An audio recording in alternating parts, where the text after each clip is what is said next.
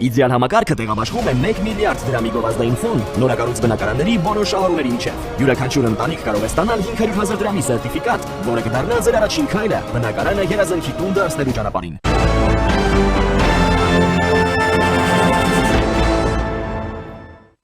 Հունիսի 7-ի խորհրդարանական ընտրությունների նախապատրաստվող ուժերը ավելի ու ավելի են ակտիվացնում մրցարշավի ավարտին ավելի նպաստավոր պայմաններում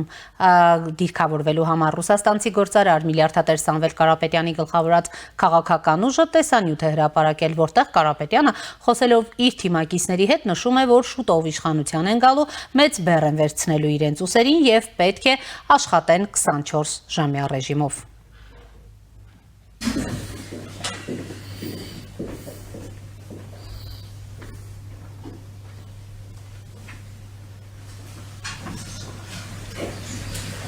Հարգելի ժողովուրդ, շատ շուտով մենք մեծ պատասխանատվություն ենք վերցնելու մեզ վրա։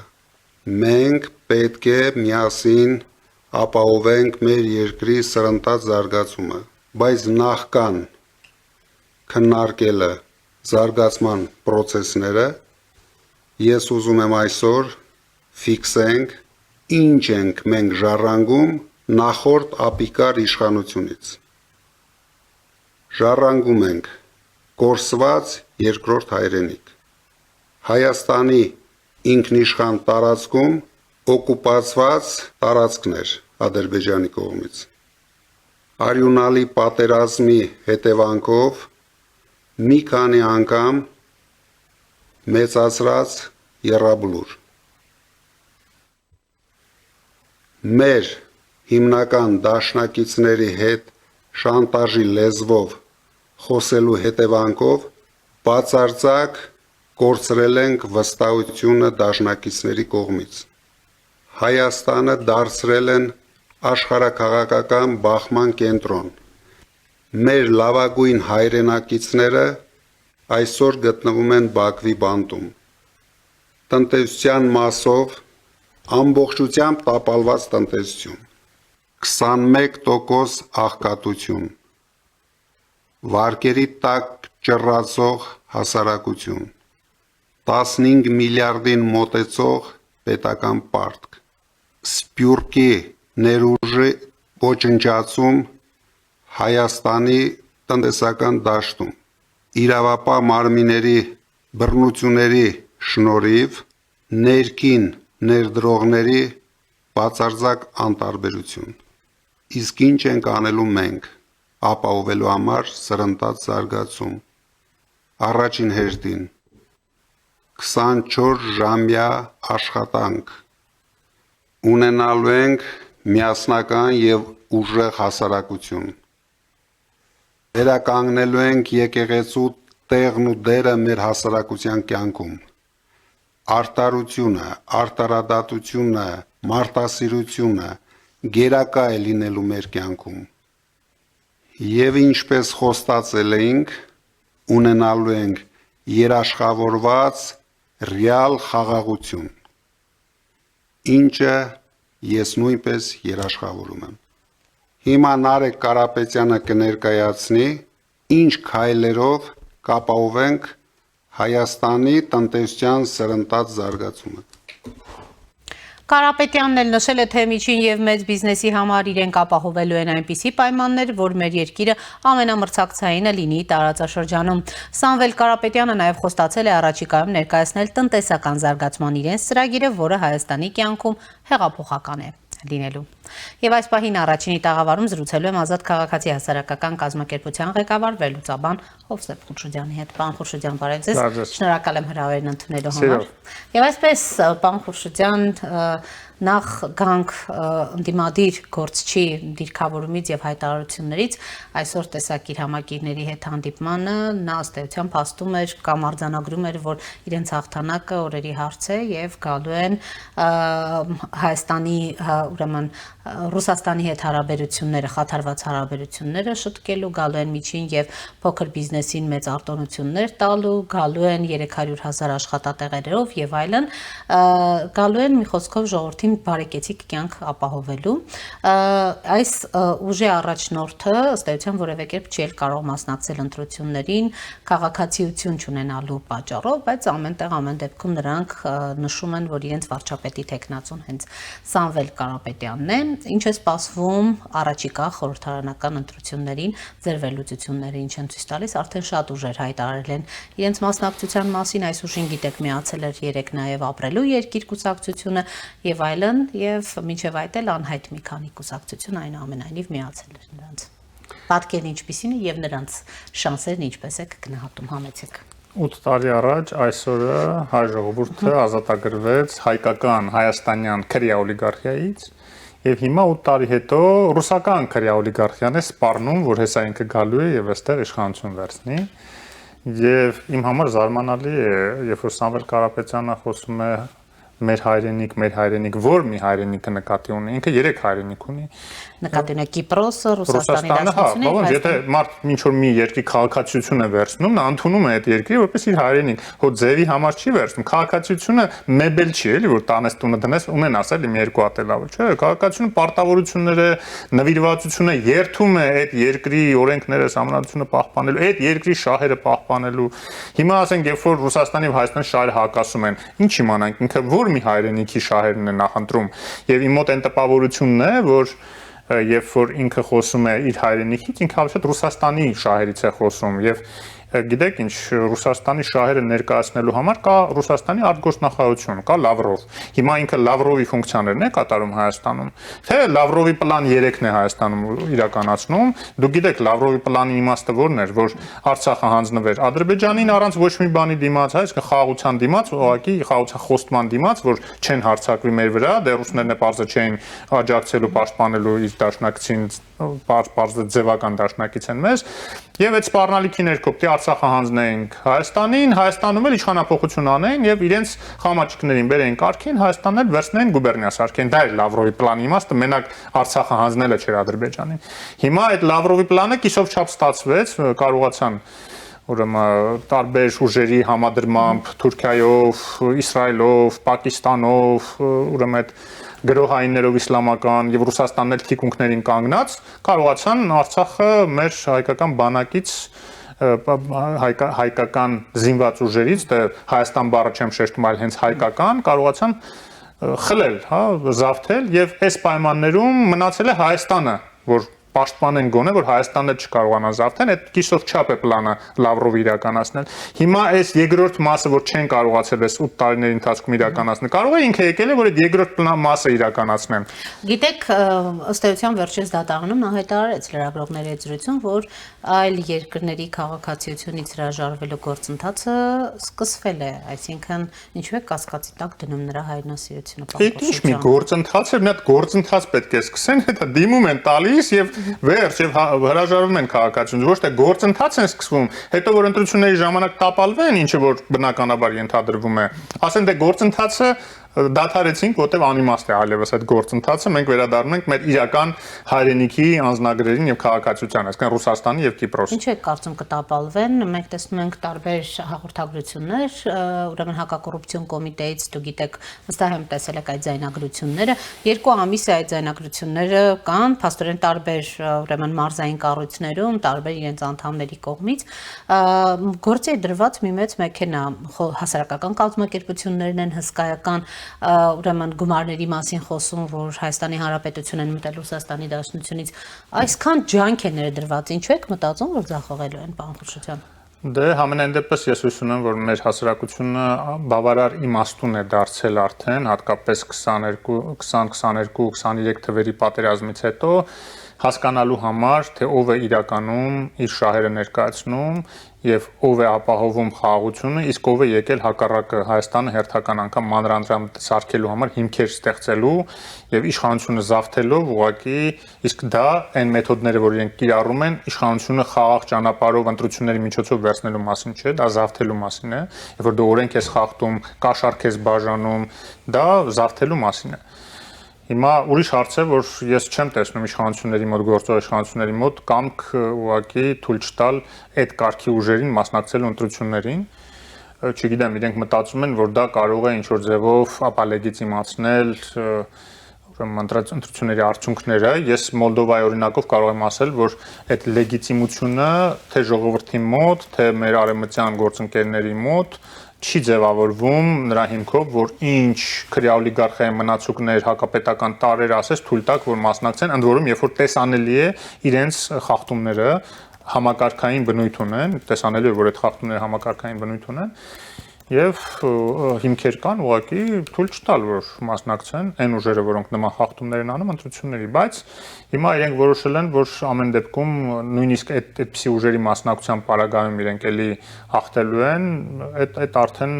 Եռագլուխ անընդհատ եռագլուխ հրեշ վարչապետը տարբեր ձևակերպումներ է տալիս, օրինակ երեկ էլ հայտարարեց վարչապետը նորից իրենց կառավարությանն այսպես նախընտրական իրենց քաղաքական ուժի նախընտրական ծրագիրը ներկայացնելիս, որ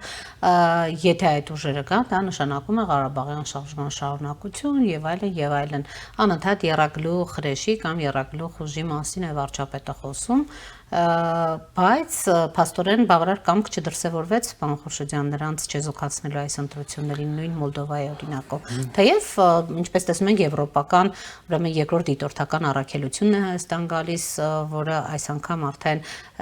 հիբրիդային հարձակումների դեմ պայքարի հարցում կօգնի եւ ոչ միայն այս ընտրություններին,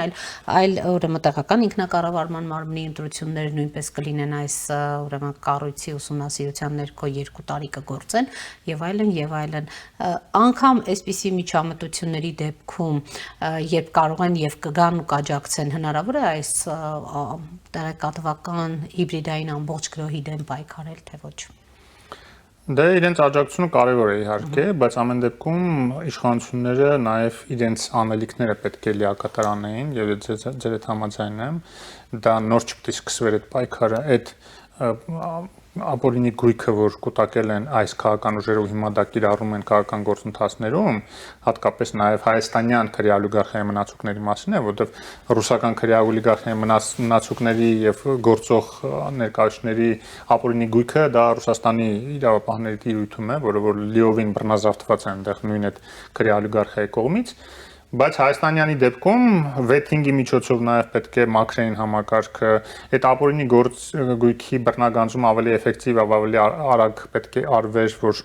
հիմա դեռ այդ կապիտալների թալանված կապիտալների մեծ մասը դեռ նրանց ձեռքում է եւ իրենք բնական է դրանց կեսն էլ պատրաստ կնեն օգտագործեն, որ ամբողջը չկորցնեն, օգտագործեն, որ իշխանությունը վերցնեն, որ դա կանգնեցնեն այդ process-ները, չէ, ժողովրդին այդ գումարների վերադարձնելու process-ները։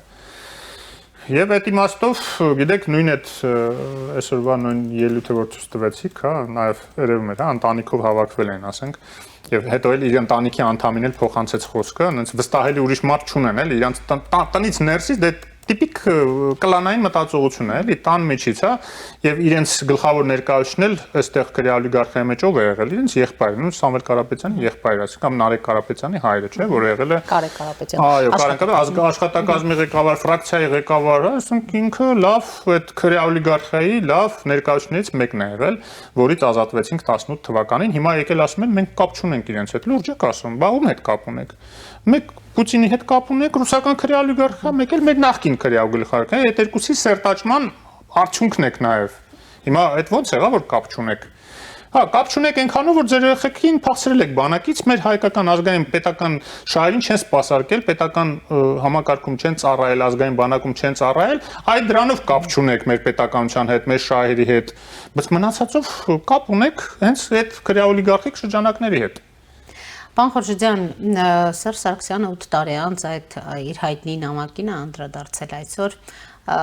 որտեղ հիշում եք նա ասում էր Նիկոլ Փաշինյանը ճիշտ էր, ես սխալվեցի, հիմա ասում է իմ կյանքի ընթացքում ես ունեցել եմ ճիշտ եւ սխալ որոշումներ, իմ ամենաճիշտ եւ դժվար որոշումը իմ իսկ խոստումը դրժելն էր եւ 18-ին վարչապետի պաշտոնում առաջադրվելն էր, բայց նաեւ դա իր ամենամեծ սխալն էր,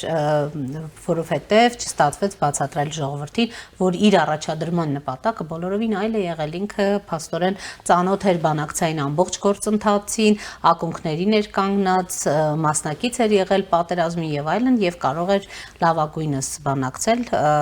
հաշվի առնելով իր փորձը։ Իսկ Նիկոլ Փաշինյանը եկավ ու ահա թե ինչ արեց ու Նիկոլ Փաշինյանը ուրեմն ճիշտ էր այս առումով։ Ինչպես է նրա գնահատականները այսպես եւ նաեւ քողարկված միջնորդների մասին այդ նամակում որոշակի փոփոխություններ անողների մասին հայտարարություն ինչու ավելի բաց տեքստով չի խոսում։ Սկսենք նրանից, որ ինքը պաստորեն բոլոր այն իր կուսակիցներին, որոնք որ արդարացնում են, ասում են, նա իր խոստումը չի դրշել, երբ որ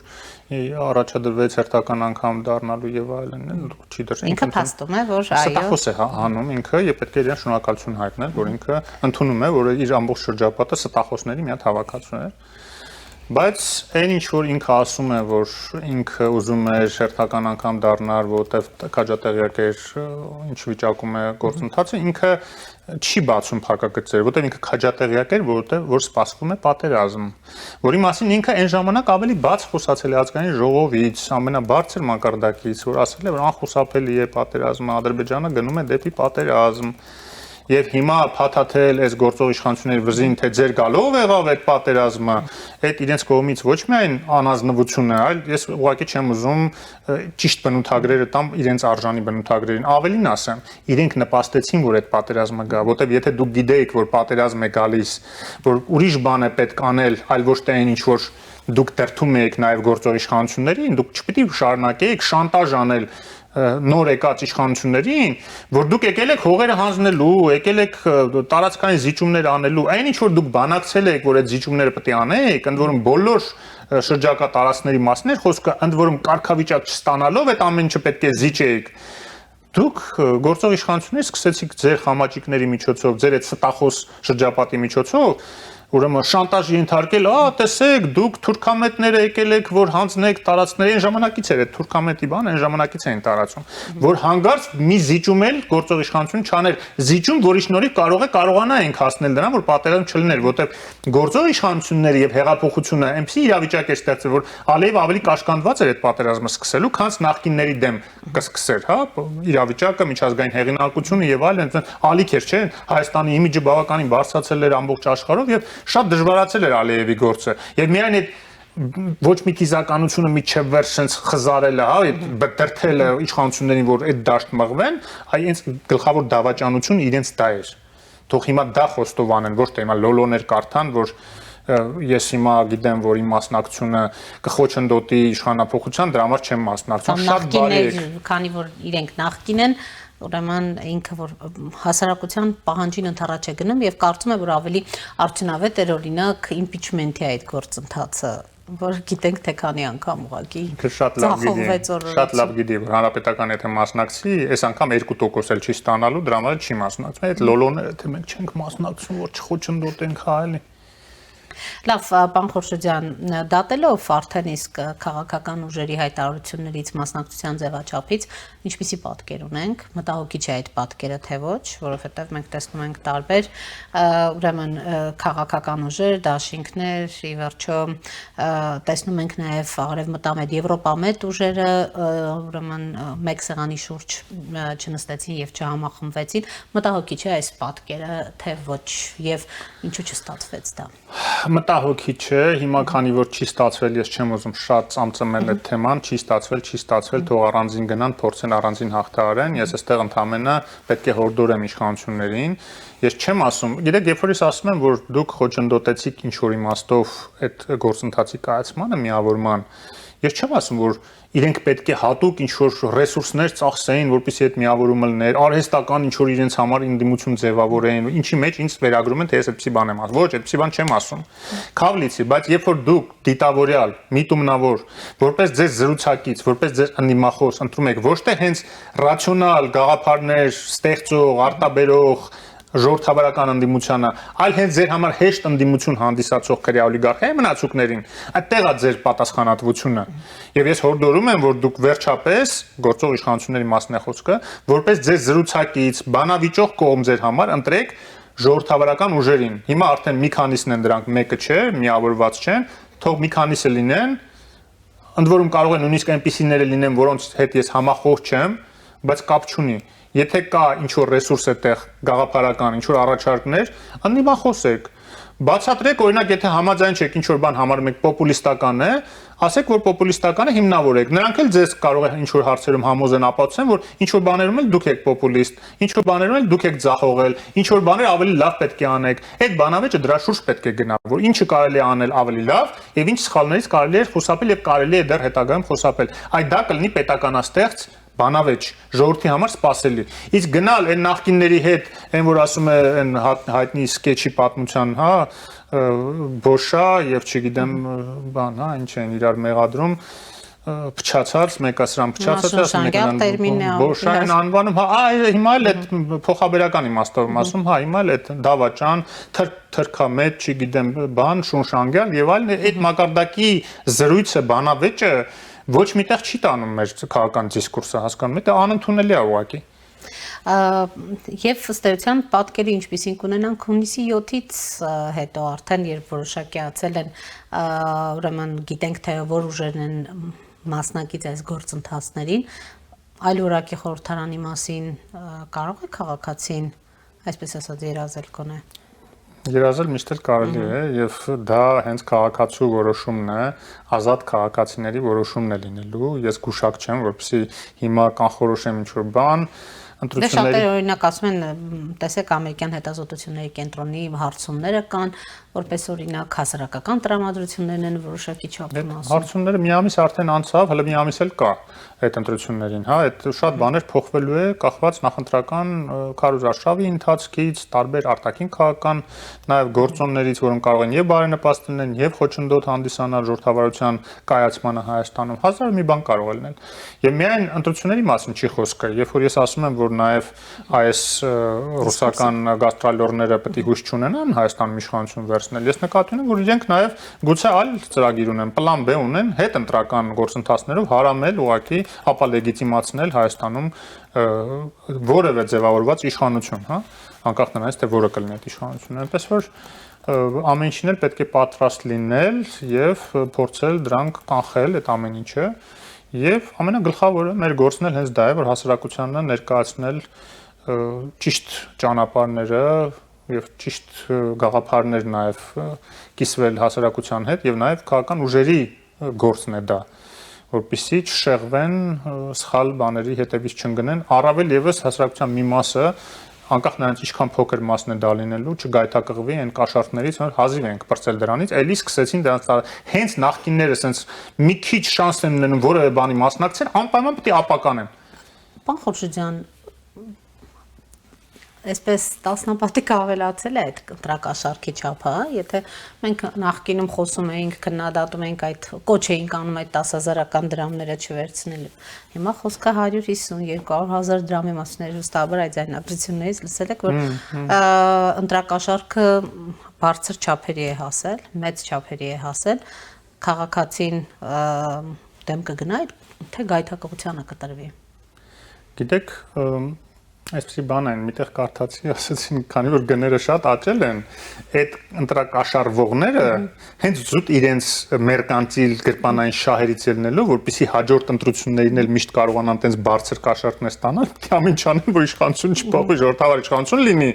որ այս նախկինները ստիպված լինեն տենց բարձր կաշառքներով ուրեմն իրենց գայթակղել։ Այսինքն վերցնեն այդ կաշառքները, բայց գնան ժողովրդավարական ուժերին ընտրեն, որ ժողովրդավարությունը պահպանվի Հայաստանում։ Որտեղ հենց որ ավտոկրատիան գան, էլի գները իրենց սիրելի ընտրակաշառքները են գնալու 5-10,000 է դառնալու։ Պիտի դեպքում սա էլ քաղաքացիներին պարզ ասել, թե ինչ է սպասում հետո։ Ես լուրջ եմ ասում, որտեղ ընդհանրապես անընդունելի է նույնիսկ մտածել այդ ուղղությամբ, որ դու կարաս կաշառքով քո սեփական հայրենիքը վաճառես օտարին։ Հիմա լավ, ասենք Պուտինը չի ինչ որ մեկի միջոցով այդ փողերը բաժանում, այլ Լուկաշենկոն ավելի վատ օրինակ բերեմ, Ալիևը ընտրակաշառք է բաժանում, էլի մեկը